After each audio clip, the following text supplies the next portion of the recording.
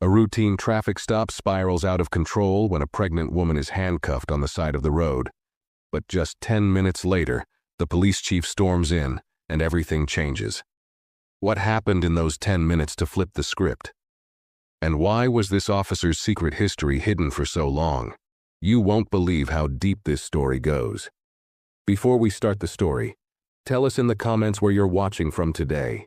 And if you enjoy stories like this, don't forget to subscribe and turn on the notifications so you never miss a new one.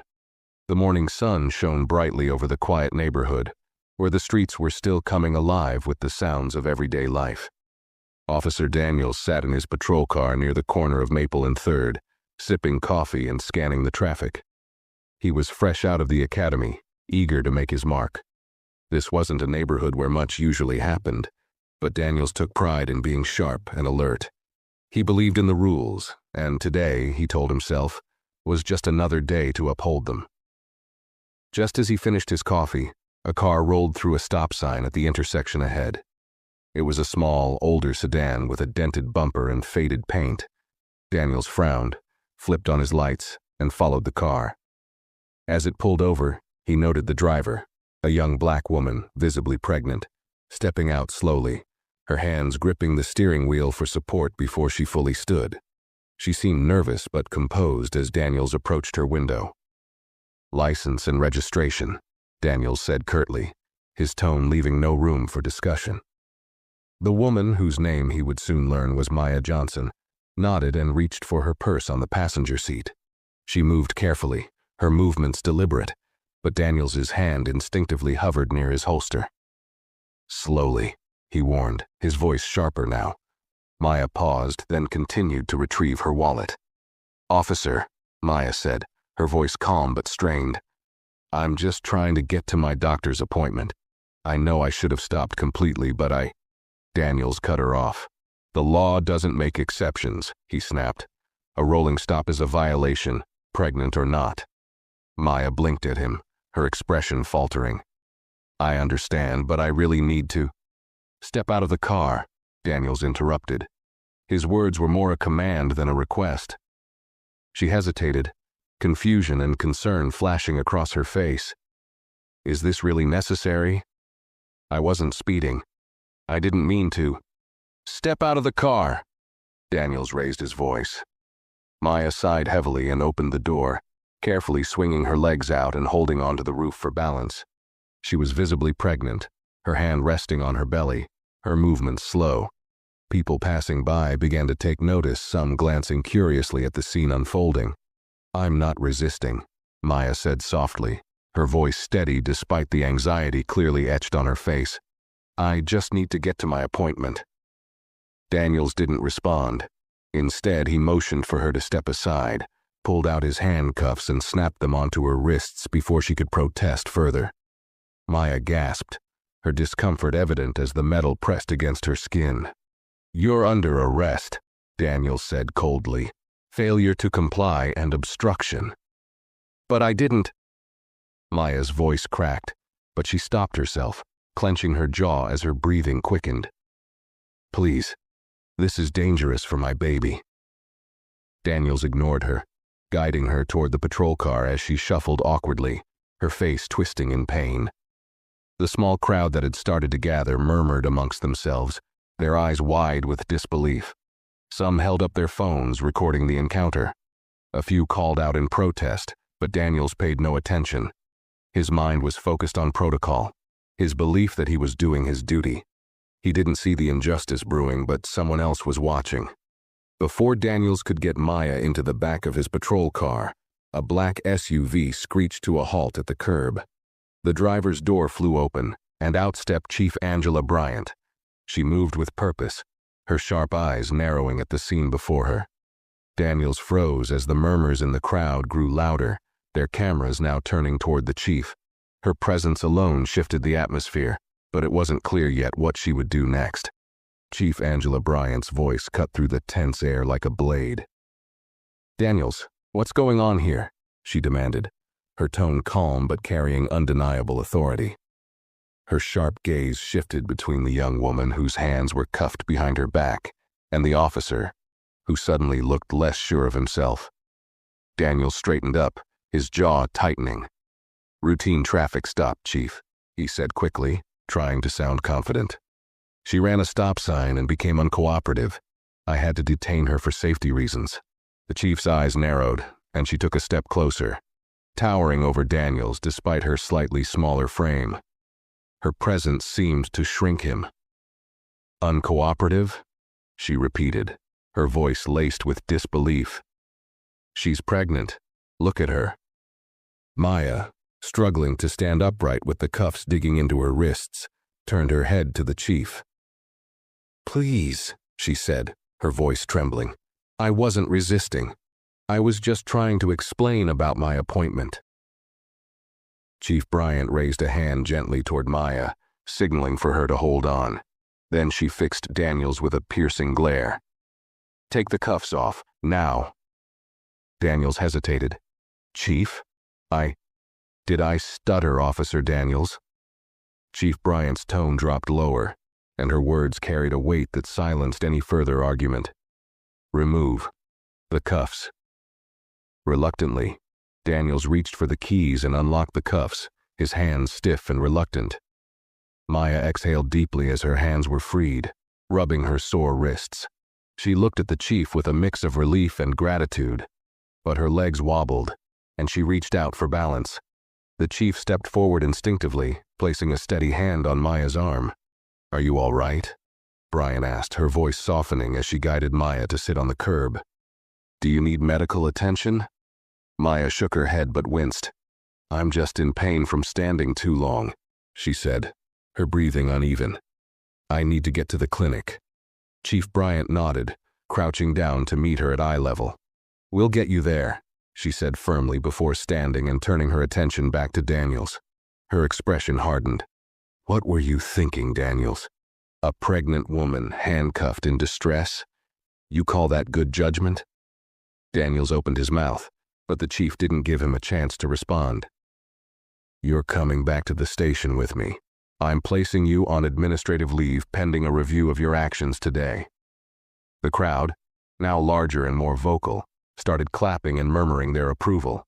Someone shouted, "Finally, some accountability." Daniel's face flushed red as he muttered, "Yes, Chief," his eyes glued to the ground.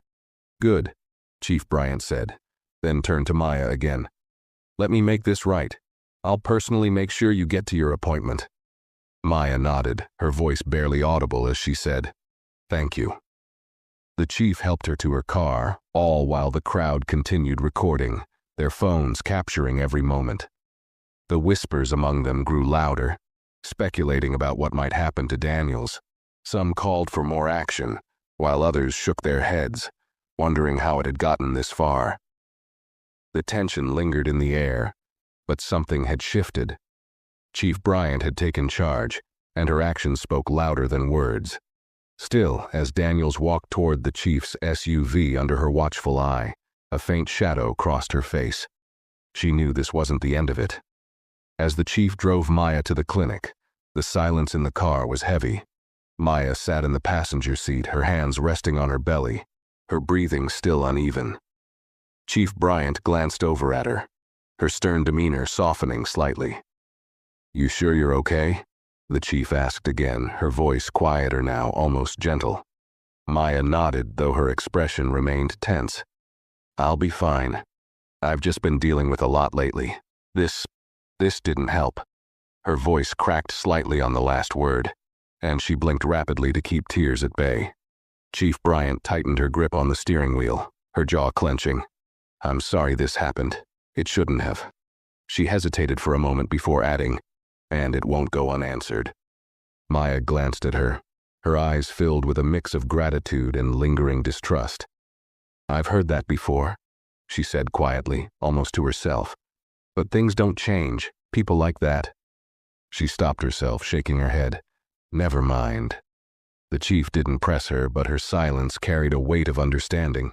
She parked in front of the clinic and quickly got out, moving to Maya's side to help her out of the car. Maya accepted the assistance reluctantly, her steps cautious but steady. "I'll wait here for you," Bryant said firmly. "Take as much time as you need. I'll make sure you're not left stranded again." Maya paused at the clinic door, turning to face the chief. "Why are you doing this?" she asked, her voice tinged with skepticism. "Most people in your position wouldn't care." Bryant met her gaze, her expression resolute. "Because it's my job to care. And because this isn't the first time I've had to clean up someone else's mess. Hopefully, it'll be the last." Maya studied her for a moment, then nodded and disappeared inside. As Bryant returned to the car, her phone buzzed with a call from the station. It was her deputy, Officer Reed. "Chief, we've got a situation," he said, his voice tense. "People are already talking about what happened with Daniels.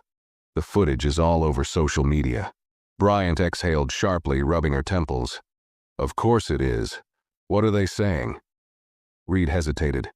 "It's bad. The community's furious and the mayor's office called. They want answers." Bryant leaned back in the driver's seat, her mind racing. She knew this was more than just an internal issue now. The public wanted action, and Daniel's behavior was only the tip of the iceberg. "Call a meeting with the department," she said firmly. "I want everyone there by the time I get back.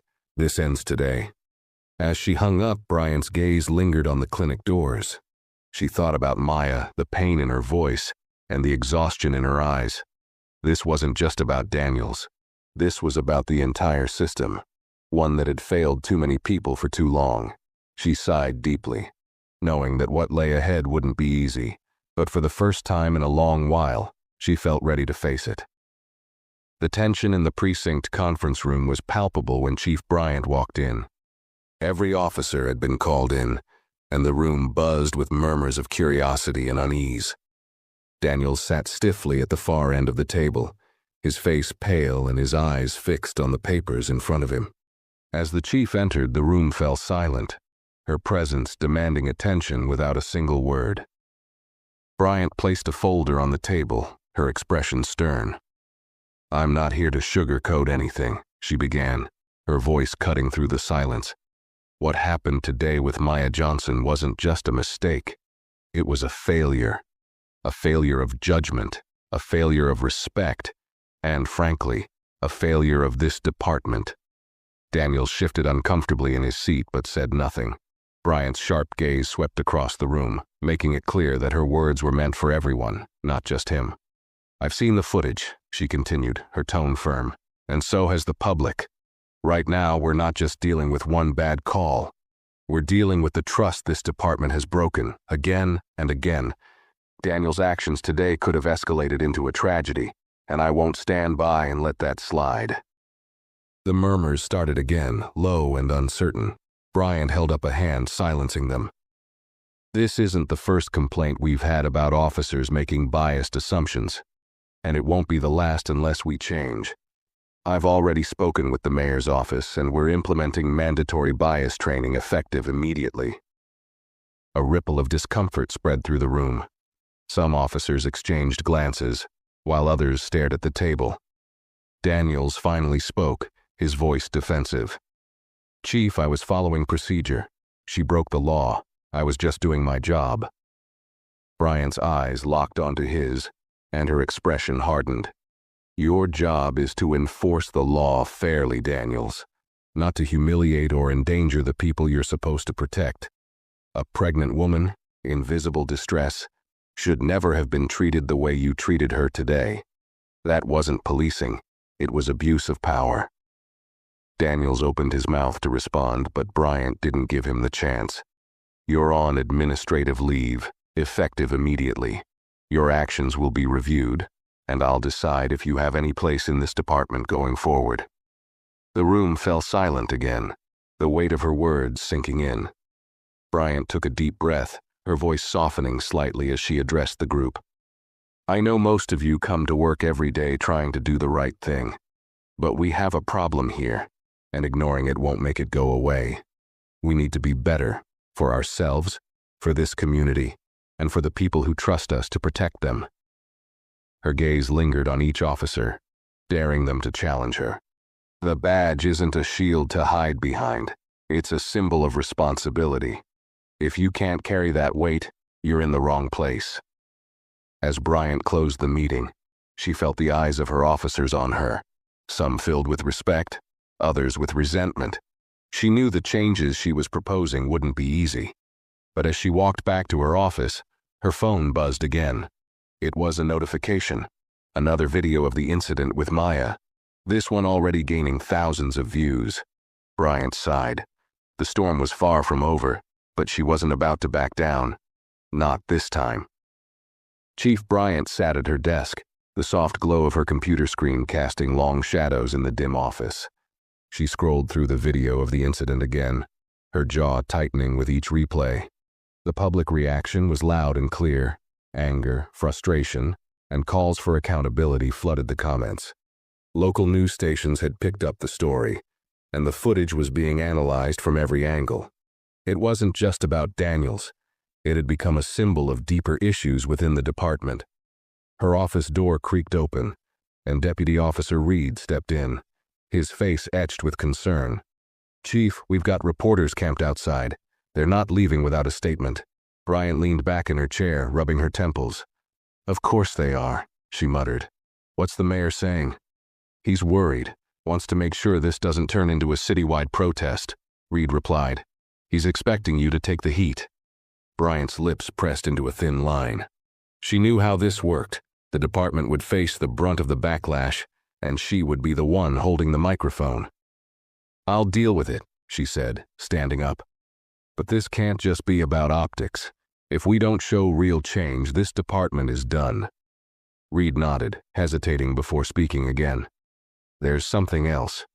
Daniels called his union rep. He's claiming the arrest was justified and accusing you of overstepping." Bryant's jaw clenched. "He can claim whatever he wants. I've got the video, and the video doesn't lie." Reed shifted uncomfortably. "The union's going to fight this, Chief. They're saying the bias training is just a PR move, and that Daniels was within his rights to detain Maya." Bryant exhaled slowly, her frustration mounting. "Let them fight it. This isn't about Daniels anymore. It's about every officer who thinks what he did was acceptable." Before Reed could respond, her phone buzzed. It was an unknown number, but she answered it anyway. "Chief Bryant." The voice on the other end was soft but resolute. "Chief, this is Maya Johnson. I wanted to thank you for helping me today." Bryant's posture softened slightly, but she could hear the hesitation in Maya's voice. "Maya, you don't need to thank me. What happened to you was unacceptable. I'm sorry it happened at all." There was a pause before Maya spoke again. "I appreciate that, but this isn't just about me. What happened today? It's been happening in this community for years. People like Officer Daniels don't see us. They just see threats." Bryant closed her eyes, her hand tightening around the phone. "You're right," she said quietly. "And that's exactly what I'm trying to change." Maya's voice grew firmer. "Then don't let this die down. Don't let this be another story people forget about after the news cycle moves on. If you really want to change things, start with your department. Start with people like Daniels." Bryant felt a surge of respect for Maya's courage. "I won't let this go," she promised. "Not this time." After the call ended, Bryant sat in silence for a moment, the weight of the situation pressing down on her. She glanced at the folder on her desk containing Daniel's record. A thought struck her, and she opened it, flipping through the pages. Several minor complaints had been filed against him during his short tenure. Nothing major, but enough to paint a troubling picture. Her intercom buzzed, breaking her train of thought. "Chief, the reporters are asking for you," the receptionist said. Bryant stood, adjusting her uniform. "Let's give them what they're waiting for," she said, her resolve hardening. This wasn't just about answering questions. It was about taking the first step towards something bigger. The press conference was set up in front of the precinct, the step serving as a stage for Chief Bryant. Reporters crowded together, microphones extended toward the podium. A group of community members gathered on the sidewalk, their expressions ranging from skepticism to anger. Bryant could feel the weight of every eye on her as she stepped up to the microphone. The flashes of cameras began almost immediately. She scanned the crowd, her gaze steady, before she leaned into the mic. "Good evening," she began, her voice firm but measured. "I'm Chief Angela Bryant, and I'm here to address what happened earlier today." A ripple of murmurs spread through the crowd. Bryant continued, her tone unwavering.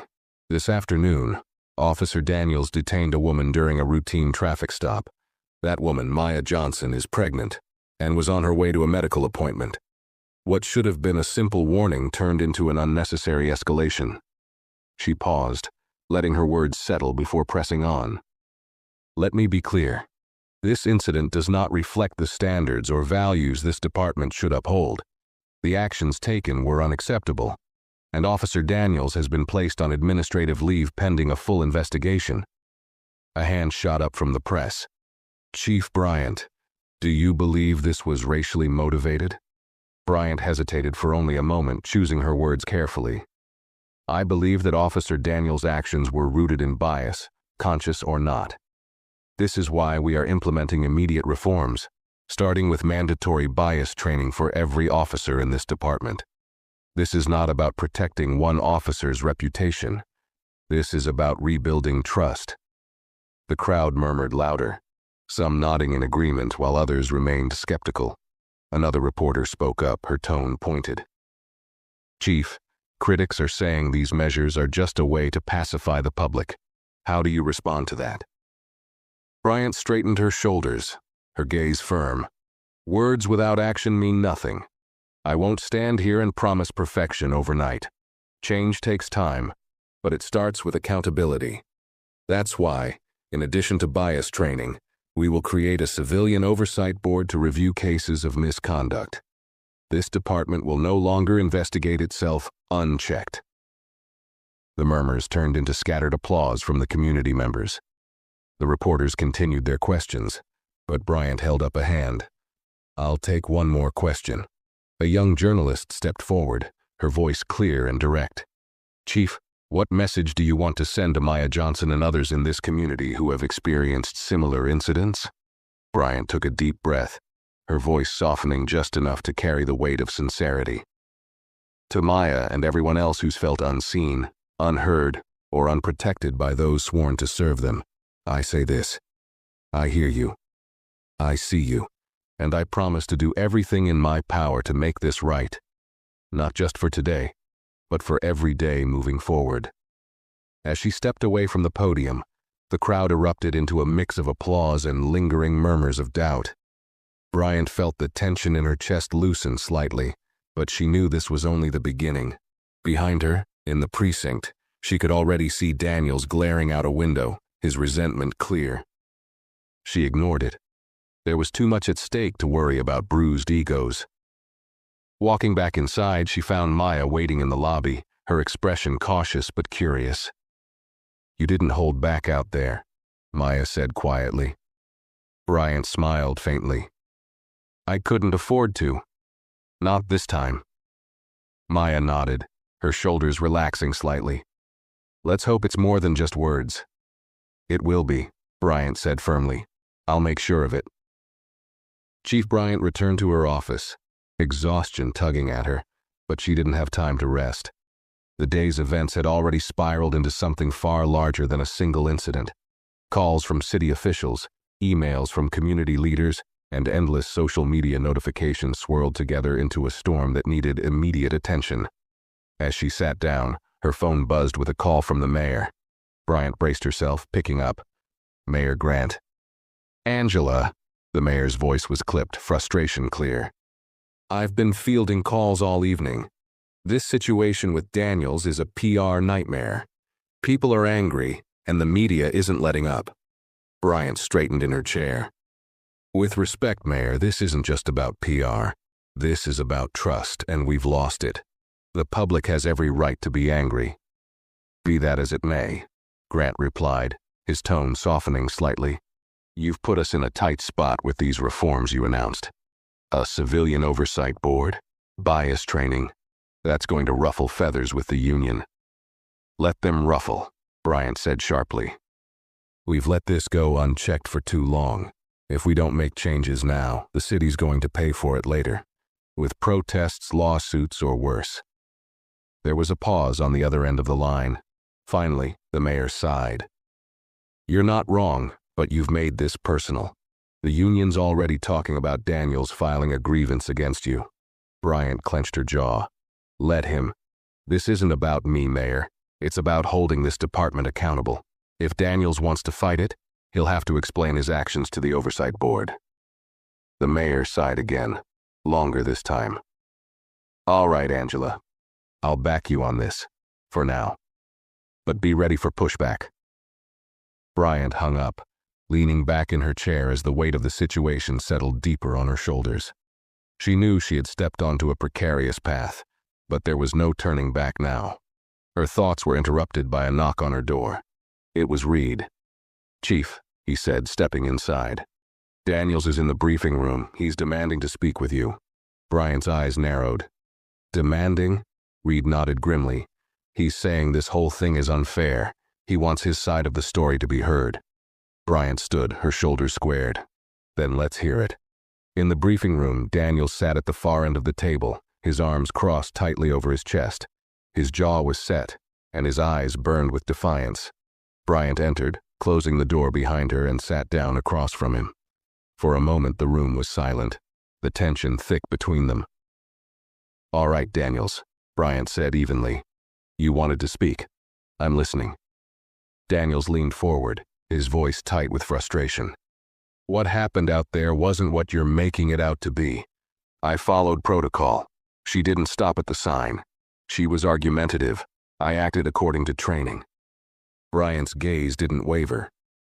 Your training tells you to handcuff a visibly pregnant woman who's calmly trying to explain herself. She was reaching into her car. Daniels shot back. How was I supposed to know what she was grabbing? Did you ask her? Bryant countered, her tone sharp. Did you pause to consider the situation before escalating it? Daniels faltered for a moment but recovered quickly. I was doing my job. No, Daniels, Bryant said, her voice colder now. You were abusing your authority. You weren't thinking about her safety, her condition, or the community you're supposed to serve. You saw a black woman and made assumptions. Daniels's face flushed red. That's not fair.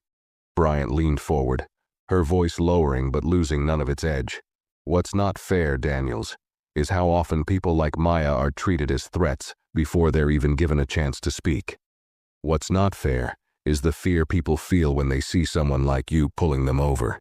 You may not see it, but your actions today were part of a bigger problem. Daniels opened his mouth to respond, but Bryant raised a hand to stop him. This isn't just about you. This is about what you represent when you wear that badge. If you can't understand that, you don't belong in this uniform. Daniels sat back, his defiance wavering. For the first time, a flicker of doubt crossed his face, but he quickly masked it with a scowl. I'll take this to the union, he muttered. Bryant stood, her tone final. Do what you need to do, but this department will change, with or without you. She turned and walked out, leaving Daniels alone with his thoughts. Chief Bryant closed the door behind her and paused in the hallway, the tension of the confrontation still hanging in the air. Her conversation with Daniels had been draining, but it reaffirmed her conviction. Change wouldn't come easily, especially with officers like him entrenched in old habits and defensiveness. As she walked toward her office, Reed caught up to her. You all right, Chief? He asked, his voice low. Bryant nodded, though her expression was tense. Daniels doesn't get it, and honestly, I don't know if he ever will. Reed hesitated. There's something else you should know. The union rep just called. Daniels filed his grievance, and they're pushing back hard on the bias training. They're framing it as punitive instead of educational. Bryant stopped, her jaw tightening. They're doubling down? Reed gave her a grim nod. It's turning into a bigger battle than just Daniels. The union's saying your reforms are unnecessary and undermining morale. Bryant let out a slow breath, steadying herself. Let them talk. If they want to fight this publicly, I'll meet them head on. The community deserves better, and I'm not backing down. Reed's expression softened slightly. You've got a lot of support out there, Chief, not just from the community. Plenty of officers want these changes too. They're just afraid to speak up. Bryant glanced at him, surprised by the admission. Is that so? Reed nodded. You're not alone in this, even if it feels like it. You've got people behind you. The faintest hint of a smile touched Bryant's lips, though her eyes remained determined. Good, because this isn't a fight I can win on my own. Back in her office, Bryant sat down and opened her laptop, drafting a memo to the entire department. She knew the union's resistance would only intensify, but she also knew she couldn't waver now. As she typed, her words were deliberate, clear, and uncompromising. This department is at a crossroads. We can either continue as we've always done, letting bias and fear dictate our actions, or we can rise to the challenge and rebuild the trust we've lost. Change is never easy, but it's necessary, and it starts with us. She attached the finalized bias training schedule and sent the memo to every officer. Then she leaned back, her mind racing with the steps still ahead. The Civilian Oversight Board, public outreach, and internal evaluations, all critical pieces of a much larger puzzle. Her phone buzzed, pulling her from her thoughts. It was another call from Maya Johnson. Ms. Johnson, Bryant said, answering quickly. Is everything all right? Maya's voice was calm, but carried a quiet urgency. I wanted to thank you for speaking up today. But I also wanted to warn you, people in the community are watching closely. They've seen promises like this before, and they don't believe change is real until it lasts. Bryant nodded, even though Maya couldn't see her. I understand, and you're right to feel that way. This department has failed before, but I'm going to do everything I can to make sure we don't fail again. There was a pause on the line before Maya replied. Then keep your word, Chief, because if you don't, it's not just the department you'll lose. It's this entire community. The line went dead, leaving Bryant staring at her phone, the weight of Maya's words pressing down on her. She set the phone aside and stared out her office window. The city lights glimmered in the distance, and the muffled hum of activity filtered through the precinct walls. Change was coming, but the battle was far from over, and Bryant knew the hardest fights were yet to come. The precinct buzzed with tension the next morning as officers filed into the briefing room for the first scheduled bias training session. Some entered with quiet determination, ready to listen and learn. Others walked in with visible reluctance, muttering under their breath about politics and overreach. Chief Bryant stood at the back of the room, her arms crossed, observing the mix of expressions. Officer Daniels sat near the corner, his jaw tight and his eyes focused straight ahead. His presence felt like a storm cloud hovering over the room, a visible reminder of the incident that had ignited this change. Bryant's gaze lingered on him for a moment before shifting to the front, as the trainer, a woman in her late 40s with a calm but authoritative demeanor, began the session. Good morning, the trainer began, her voice even. My name is Dr. Monica Reed, and I'm here to talk about something that often goes unspoken but is always present. Bias. The room stirred, a few officers exchanging wary glances. Reed continued without hesitation. Bias isn't about being a bad person. It's about the assumptions we all carry, often without realizing it. But when those assumptions dictate our actions, especially as officers of the law, they can have dangerous, even deadly consequences. Bryant watched as the officers shifted in their seats. Some leaned forward, listening intently. Others sat back, arms crossed, their skepticism apparent. Reed walked to the whiteboard, writing 2 words in large, bold letters. Assumption and impact. Let's start with a simple exercise, she said, turning back to the group.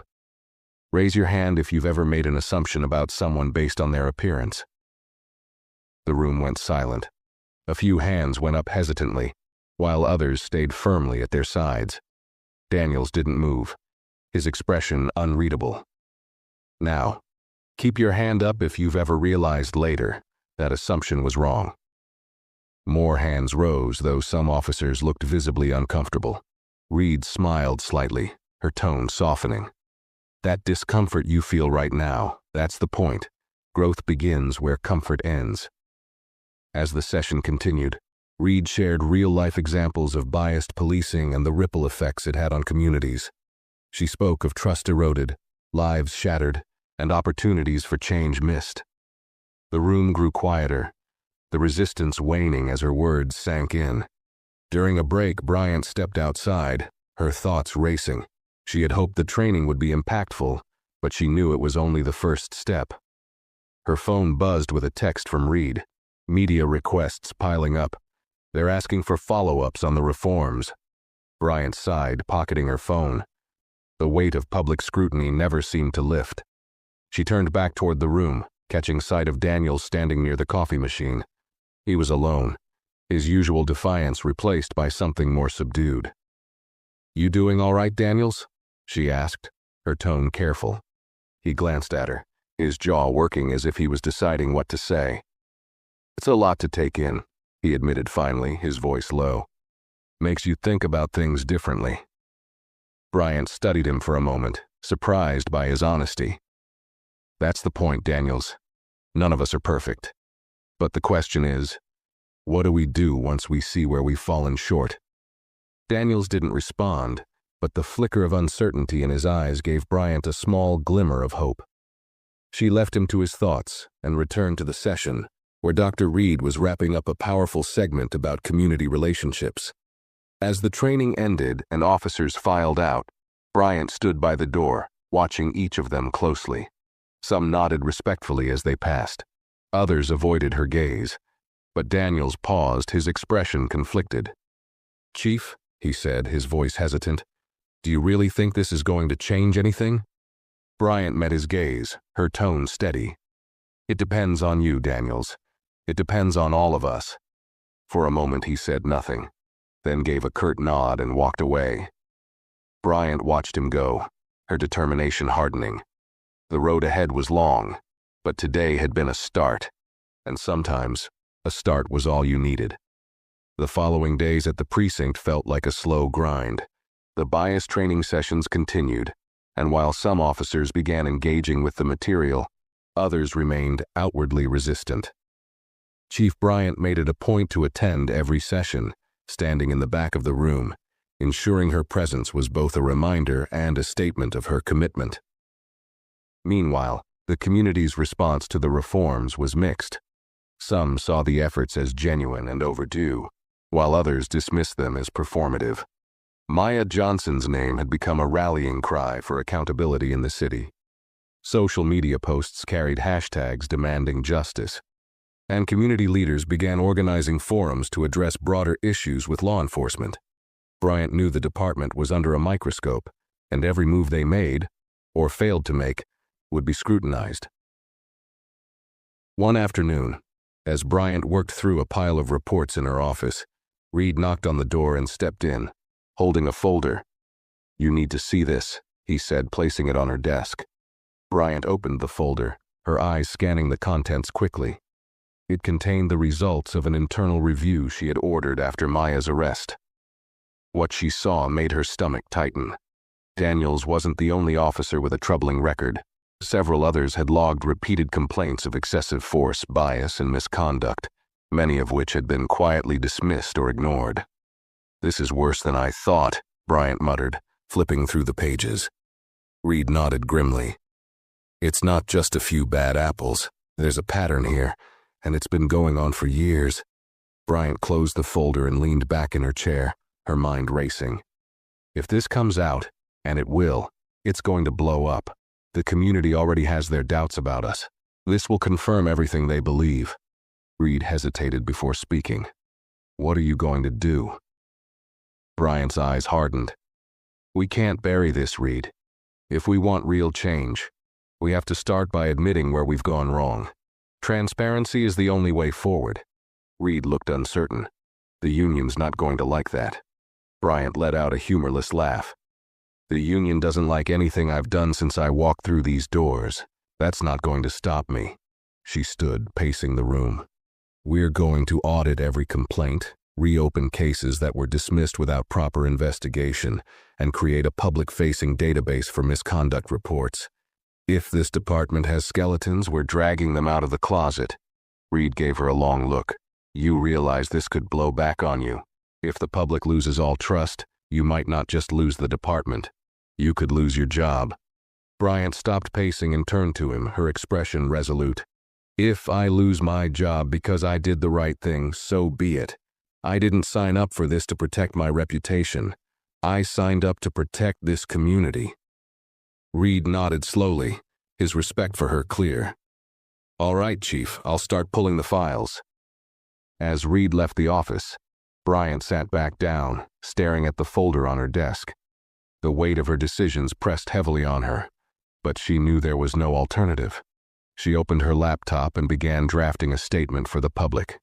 If the department was going to come clean, it had to come from her. The statement didn't mince words. It acknowledged the department's failings, apologized to the community, and outlined the steps they were taking to rebuild trust. As she typed, Bryant felt a strange mix of fear and determination. The fallout would be brutal, but she reminded herself of Maya's words. If you don't follow through, you'll lose more than the department. You'll lose this community. When she finished, she sent the draft to Reed for review, then leaned back in her chair, letting out a long breath. The battle was far from over, but Bryant had already made her choice. There was no turning back now. The press conference announcing the internal audit was scheduled for the following afternoon. The precinct buzzed with activity as staff prepared statements, adjusted protocols, and braced for the fallout. Word had already leaked that Chief Bryant planned to address long-ignored complaints, and the media gathered outside, their cameras ready. Inside her office, Bryant reviewed her speech one last time. Reed entered with a stack of files, placing them on her desk. These are the first batch of reopened cases, he said. Some of them are messy, Chief. A few of these officers are still on active duty. Bryant glanced at the files, her resolve hardening. We'll deal with it. One case at a time if we have to. Reed hesitated, then added, Daniels is stirring things up. He's been talking to other officers, saying this audit is a witch hunt. Some are starting to side with him. Bryant leaned back in her chair, her eyes narrowing. Let them. The ones who fight transparency are the ones we need to watch closest. Reed nodded but looked uneasy. Just be careful, Chief. If Daniels is rallying support, this could turn ugly. Bryant's jaw tightened. Ugly or not, we're moving forward. If people like Daniels want to fight, they'll expose themselves for who they are. As Reed left, Bryant took a deep breath, steeling herself for the press conference. She knew that every word she said would be picked apart, every promise she made scrutinized. But this was her moment to set the tone for what came next. At exactly 3 p.m., Bryant stepped onto the podium outside the precinct. The crowd of reporters and community members had grown, their anticipation palpable. The cameras flashed as she adjusted the microphone, scanning the faces before her. I stand before you today, she began, her voice firm, to address a legacy of mistakes that this department has made. For too long, complaints of bias, misconduct, and abuse of power have been dismissed or ignored. That ends now. The crowd murmured, their reactions mixed. Bryant continued, her tone resolute. We are launching a full audit of all past complaints, and every case will be reopened and reviewed. This will not be easy. It will not be quick. But it is necessary. The trust of this community depends on it. She paused, letting the weight of her words settle. This department exists to serve and protect everyone, not just some. To the community I say this. We hear you. We see you. And we are committed to earning back your trust no matter how long it takes.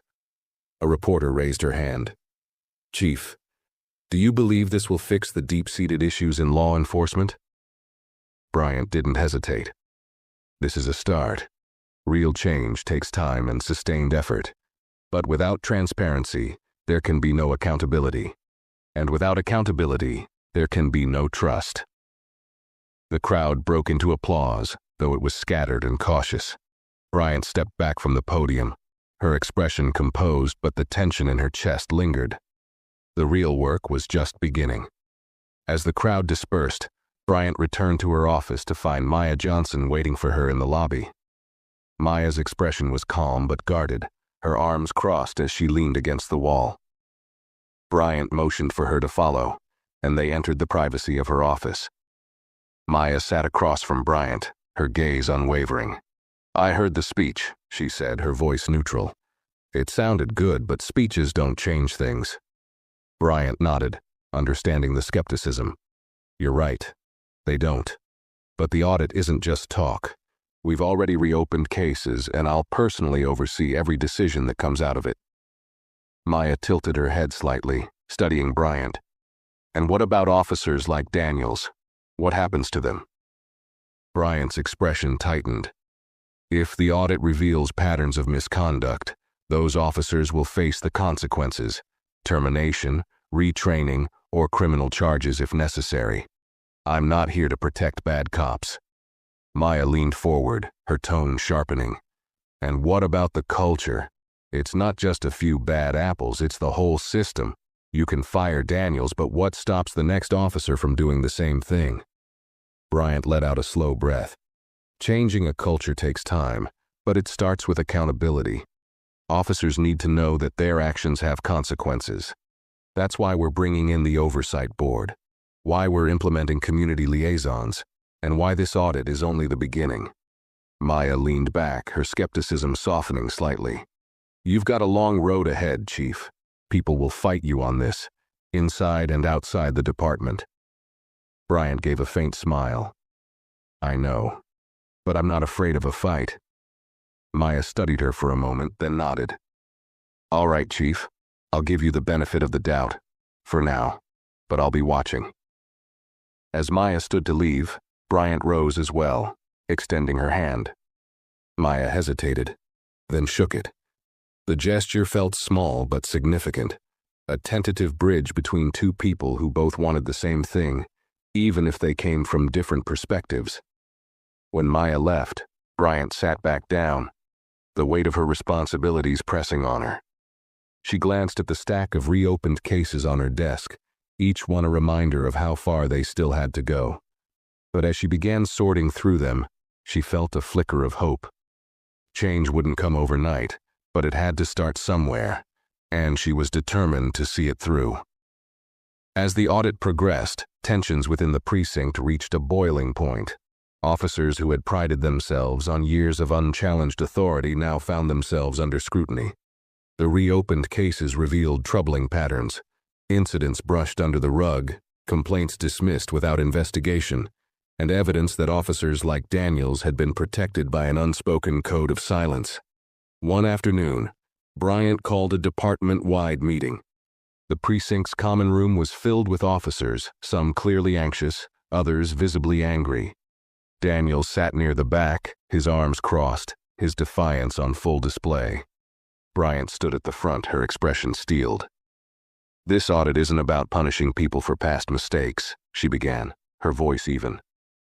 "It's about understanding where we went wrong and making sure it doesn't happen again." Daniels scoffed audibly, and several heads turned in his direction.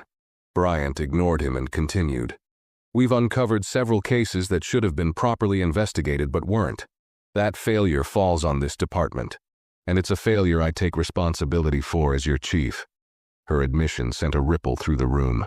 Officers exchanged uncertain glances, caught off guard by her willingness to shoulder the blame. "But responsibility doesn't end with me," Bryant added. "Every officer in this room is part of this department's legacy, good and bad. If we want to move forward, we need to acknowledge our mistakes and commit to doing better." Daniels stood abruptly, his voice cutting through the silence. "With all due respect, Chief, this feels like a witch hunt. You're dragging good officers through the mud for doing their jobs. It's easy to criticize from behind a desk." Bryant locked eyes with him, her voice calm but sharp. "This isn't about criticizing, it's about accountability. And if you think being held to a higher standard is unfair, maybe you're in the wrong profession." The room went silent, the weight of her words settling heavily. Daniels glared at her for a moment before sitting back down, muttering under his breath. Bryant scanned the room, her gaze steady. "If anyone here feels they can't meet these standards, now is the time to speak up, because this department is changing, with or without you." No one else spoke. The silence wasn't necessarily agreement, but it was a sign that the message had landed. As the meeting ended and officers began filing out, Bryant watched them closely, wondering who would rise to the challenge and who might choose to walk away. The pressure outside the department continued to build. Community forums organized by local leaders became standing room-only events, with residents sharing their stories of mistrust and fear. At one such meeting, Bryant decided to attend in person, sitting quietly in the back as speaker after speaker recounted their experiences. An elderly man stood, his voice steady despite the weight of his words. "I've lived in this neighborhood for over 50 years, he said, "and in all that time, I've never felt like the police were here for us. They see us as threats, not neighbors." A young woman followed, holding back tears as she described being stopped multiple times on her way to work. "I've never done anything wrong," she said, her voice breaking. "But every time I see those lights behind me, I wonder if today's the day it goes too far." Bryant listened intently, her stomach tightening with each story. She knew these weren't isolated incidents. They were a reflection of a system that had long prioritized authority over understanding. When the moderator opened the floor to questions, a man in the crowd turned to Bryant, his tone sharp. "What are you going to do about it, Chief? We've heard promises before. What makes you any different?" Bryant stood, the room falling silent as she walked to the front. She faced the crowd, her voice steady, but filled with conviction. "I can't change the past," she began, "but I can change what happens next. The audit we're conducting is just the beginning. We're implementing new protocols, creating a civilian oversight board, and ensuring officers who violate their oath face consequences. But I know that words mean nothing without action." She scanned the faces in the crowd, her expression firm. "I'm here tonight because I want to hear from you. Not just about what's gone wrong, but about what you need from us moving forward. I'm not here to defend the mistakes of this department. I'm here to fix them." The room was quiet for a moment before someone in the back clapped. The applause spread slowly, hesitantly, but it grew louder, filling the room. Bryant felt a flicker of hope. It wasn't full trust, not yet, but it was a start. And for now, that was enough. The applause from the community forum had barely faded when Chief Bryant returned to the precinct that night. The quiet hum of the station's fluorescent lights seemed almost ominous. As she entered her office, she found a sealed envelope on her desk, with her name written in bold black letters. She opened it cautiously, her eyes scanning the typed note inside. "Stop digging where you don't belong. You're stirring a pot that's better left untouched. For your own good, leave it alone." Bryant's jaw tightened, her heartbeat quickening. The letter was unsigned, but its meaning was clear. Someone, likely within the department, wanted to intimidate her into backing down. She stared at the paper for a long moment before placing it carefully in her desk drawer. She didn't have time to process the threat when Reed knocked on her door and stepped in, holding another folder. "Chief, you're going to want to see this," he said, his tone serious. Bryant gestured for him to sit and he handed her the file. "What's this?" she asked, flipping it open. "It's Daniels," Reed said. "We've found more in his record, incidents that were never formally documented but were flagged by other officers." Bryant's eyes scanned the pages. Complaints of excessive force, racial profiling, and verbal harassment jumped out at her. Most of them were accompanied by notes from superior officers dismissing the complaints as unsubstantiated or handled internally. "This is worse than I thought," Bryant muttered, shaking her head. "How has this been buried for so long?" Reed hesitated. "You know how it works, Chief. People cover for each other. Cases disappear. It's not just Daniels, it's a system that's protected him." Bryant closed the folder and leaned back in her chair, her mind racing. "If this gets out, and it will, it's going to blow up in our faces. The community already doesn't trust us, and this will only confirm their worst fears." "So what's the plan?" Reed asked. Bryant sat forward, her expression resolute. "We bring it to the oversight board, every single case. If Daniels is as guilty as this suggests, we take action, No excuses, no delays. Reed nodded, but his face remained tense. The union's going to come down hard on this, Chief. They'll accuse you of throwing him under the bus to save face. Bryant's voice was firm. This isn't about saving face, it's about doing what's right. If Daniels has been abusing his authority, he has no place in this department, and anyone who covered for him is going to answer for it. Reed stood, a flicker of respect in his eyes. All right, I'll start preparing the cases for review. As he left, Bryant sat alone in her office, the weight of the situation pressing down on her. She opened the drawer and pulled out the threatening note again, reading it over carefully. Whoever had sent it was afraid of what she might uncover, and that only fueled her determination to see it through. She reached for her phone and dialed a number she hadn't called in years. When the voice on the other end answered, she spoke firmly. This is Chief Angela Bryant. I need to report a threat, and I want an external investigator assigned immediately. The voice on the other end paused, then replied, We'll take it from here, Chief. Bryant hung up and leaned back in her chair. The storm was brewing, but she wasn't about to back down. Not now, not ever. The precinct was unusually quiet the next morning, the kind of silence that felt heavy with unspoken tension. Chief Bryant walked through the halls, her expression unreadable but her mind racing. The threat she'd received and the damning information in Daniels's file had made one thing clear. This wasn't just about reforming policies. This was about rooting out a culture of complacency and cover-ups that had been festering for years. She entered the briefing room, where Reed and a small group of trusted officers waited. A whiteboard at the front listed the reopened cases tied to Daniels and several other officers. Bryant stepped forward, her tone brisk and focused. We're moving forward with the Oversight Board's first review, she said, gesturing to the cases. These complaints are no longer just allegations. They're evidence of systemic failures that we allowed to happen. Reed spoke up, his voice steady but cautious. Chief, the union is already pushing back. They're calling this a witch hunt and threatening legal action. They've also filed an injunction to stop the Oversight Board from accessing personnel records. Bryant's eyes narrowed. Let them try. We're not hiding behind closed doors anymore. If they want to fight transparency, they'll have to explain to the public why they're afraid of accountability. One of the younger officers raised a hand hesitantly. Chief, what if Daniels, or anyone else involved, tries to retaliate?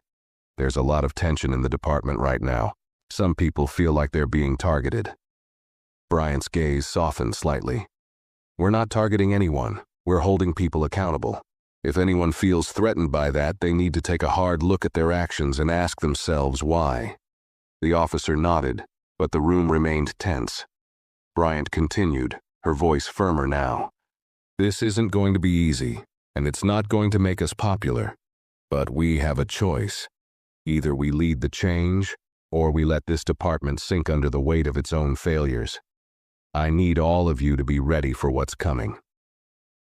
As the meeting ended, Bryant lingered at the whiteboard, her eyes scanning the list of names and cases. The sheer volume of misconduct documented in the files was staggering, but it only strengthened her resolve. She couldn't change the past, but she could make sure it didn't define their future. Later that afternoon, Bryant sat in her office with Maya Johnson, who had requested another meeting. Maya had brought a notebook filled with stories and complaints from other community members who had reached out to her since the incident with Daniels. They want their voices heard, Maya said, placing the notebook on Bryant's desk. These are people who've been stopped, harassed, or ignored by officers who never faced consequences. They don't trust the system, Chief. And honestly, I don't blame them. Bryant opened the notebook, her heart sinking as she skimmed the pages. Each entry was a story of pain, fear, and distrust, a grim reminder of how much work lay ahead. I know trust has to be earned, Bryant said, meeting Maya's gaze. That's why we're doing the audit, the Oversight Board, all of it. But I also know words aren't enough. Maya leaned forward, her voice firm. Then prove it. Let the community be part of the process. Don't just give us updates. Invite us in. Let us see the changes as they happen. Bryant considered this, nodding slowly. You're right. We need more transparency, not just internally, but with the people we serve. I'll work on setting up regular community meetings, forums where people can see the progress we're making and hold us accountable. Maya's expression softened slightly. That's a start, but people will be watching closely. They're tired of empty promises. So am I, Bryant replied, her voice steady. This isn't about promises anymore. It's about results. Maya stood, extending her hand. Then we'll see what you do, Chief. Bryant shook her hand firmly. You will. After Maya left, Bryant sat alone in her office, staring at the notebook. It was more than a collection of stories. It was a roadmap of where the department had failed. She picked up her pen and began jotting down notes, outlining the next steps to address each issue. She knew the road ahead would be long and difficult, but for the first time, she felt a flicker of hope that real change was possible. The final review of Daniel's case and the other reopened files was set for a Friday morning, marking the culmination of weeks of tension, reform, and public scrutiny. The Civilian Oversight Board, comprised of respected community leaders, legal experts, and retired law enforcement, convened in a large conference room at City Hall. The media had been barred from the proceedings, but the anticipation outside was palpable. Protesters lined the streets, holding signs that read, "Justice for Maya," and "No more silence." Chief Bryant arrived early, a thick stack of documents in hand.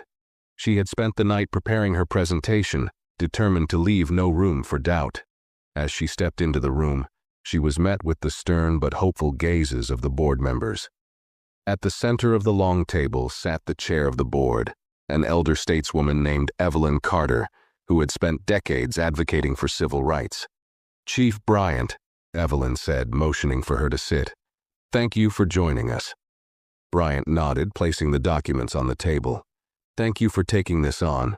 I know it hasn't been easy." Evelyn's gaze was steady. "Reckoning with the truth never is, but it's necessary." The proceedings began with a detailed review of Daniels's record. Complaint after complaint was read aloud, each one painting a damning picture of a pattern of misconduct. The board members asked pointed questions, and Bryant answered them with unflinching honesty.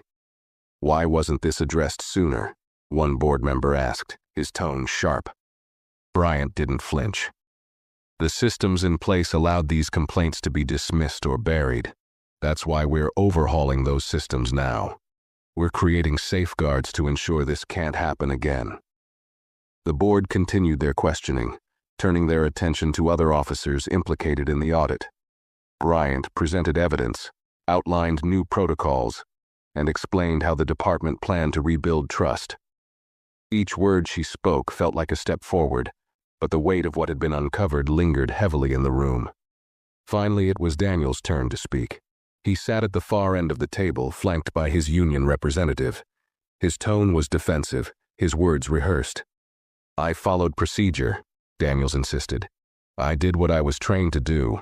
If there was a misunderstanding, that's unfortunate, but I never acted out of bias." Evelyn leaned forward, her voice calm but firm. "Officer Daniels, how do you explain the consistent pattern of complaints against you? Multiple people from different incidents have described similar behavior." Daniels shifted in his seat. "People can say whatever they want. It doesn't mean it's true." Bryant interjected, her voice steady but cutting. "The evidence says otherwise, Daniels. These aren't isolated incidents. They're part of a larger problem, one that this department failed to address, until now." Daniels's face reddened, but he didn't respond. The silence in the room was heavy as Evelyn turned back to Bryant. "Chief, based on this audit and the evidence presented, what do you recommend for Officer Daniels?" Bryant took a deep breath, her voice clear and unwavering. "Termination, and if further investigation supports it, criminal charges." A murmur spread through the room, and Daniel's union representative stood, protesting loudly. "This is a vendetta. You're scapegoating him to save face." Evelyn raised a hand, silencing the outburst. "We've heard enough. The board will deliberate and issue our recommendations by the end of the day." The session adjourned, and Bryant stepped outside into the glaring sunlight. The crowd of protesters erupted into cheers and chants as she emerged, though some voices called out for more drastic action. She raised a hand, acknowledging them, but didn't stop to speak. The weight of the day pressed heavily on her shoulders. Back at the precinct, she found Reed waiting in her office. His expression was a mix of exhaustion and quiet pride. "How'd it go?" he asked. Bryant sat down, exhaling deeply. "The board has all the evidence they need. If they don't recommend his termination, I'll push for it myself." Reed nodded, leaning against the doorframe. "You've done more in these past few weeks than this department has in years. People are starting to notice." Bryant gave a faint smile. Noticed or not, the work isn't done. This was just the first battle. As evening fell, Bryant received a call from Evelyn Carter. The board had unanimously recommended Daniels' termination and the referral of his case to the district attorney for potential criminal charges. Bryant thanked her and hung up, staring out her office window as the city lights flickered in the distance. She knew the road ahead would be long and fraught with resistance. The department still needed to rebuild trust, implement the reforms, and address the culture that had allowed officers like Daniels to thrive. But for the first time, there was real momentum, a sense that change wasn't just possible, it was happening. As she gathered her things to leave for the night, Bryant paused, glancing at the notebook Maya had left on her desk. It reminded her of the voices that had fueled this fight, voices that demanded justice, accountability, and respect. She picked it up and placed it in her bag, a symbol of the work still left to do. Walking out of the precinct, she felt the eyes of her officers on her. Some looked uncertain, others resentful, but a few, just a few, seemed hopeful. And for Bryant, that hope was enough to keep going. The fight wasn't over, but she was ready for whatever came next. If you enjoyed this story, make sure to give this video a like and share your thoughts in the comments below. We'd love to hear what you think. And don't forget to subscribe to the channel for more stories like this. Thanks for watching, and we'll see you in the next one.